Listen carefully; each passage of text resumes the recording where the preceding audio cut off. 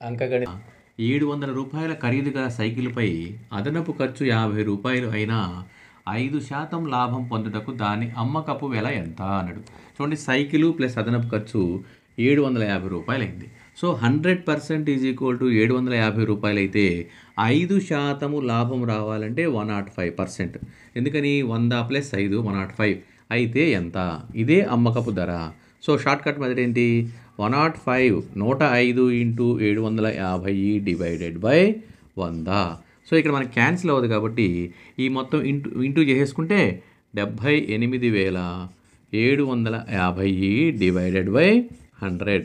That is కూడా answer ఏమవుద్ది? ఇక్కడ ఈ 2 జీరోస్ ఇక్కడ పాయింట్ ఇక్కడ పెట్టుకుంటే 787.50 పైసలు. 787.50 అంటే option A. So answer is option A.